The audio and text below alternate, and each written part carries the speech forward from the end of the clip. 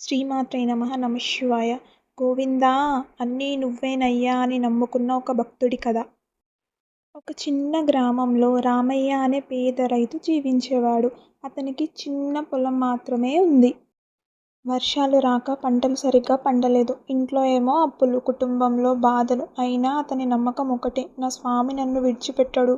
ప్రతి ఉదయం లేవగానే అతను గోవిందా గోవిందా అని జపించేవాడు. ఒక సంవత్సరం తీవ్ర కరువు వచ్చింది. పంటలు పూర్తిగా నాశనమయ్యాయి. అప్పులిచ్చిన వారు ఇంటి ముందు నిలబడి డబ్బులు అడిగేవారు. గ్రామస్తులు అతన్ని ఎగతాళి చేసేవారు. నీ గోవిందుడు వచ్చి సాయం చేస్తాడా అని. రామయ్య కళ్ళల్లో నీళ్లు వచ్చినా విశ్వాసం మాత్రం తగ్గలేదు. ఒకరోజు అతను నిర్ణయించుకున్నాడు, నేను తిరుమల వెళ్ళి స్వామివారిని దర్శించుకుంటానని.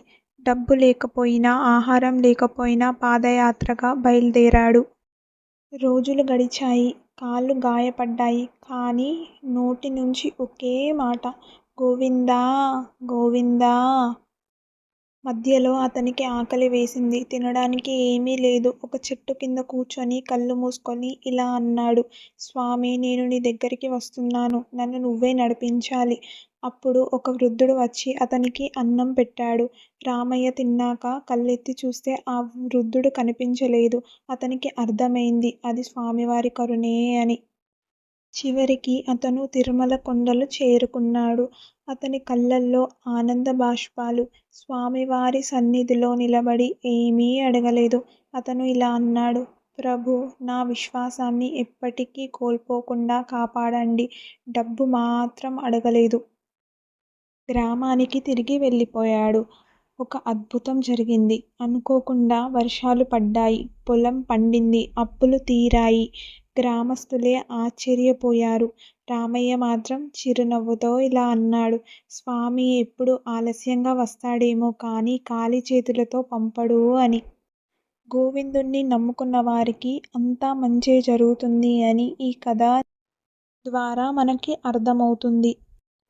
ఈ కథ మనకు నేర్పేది, కష్టాలు వచ్చినప్పుడు దేవుణ్ణి విడిచిపెట్టకండి. దేవుడు మన విశ్వాసాన్ని ఎప్పుడూ వృధా చెయ్యడు.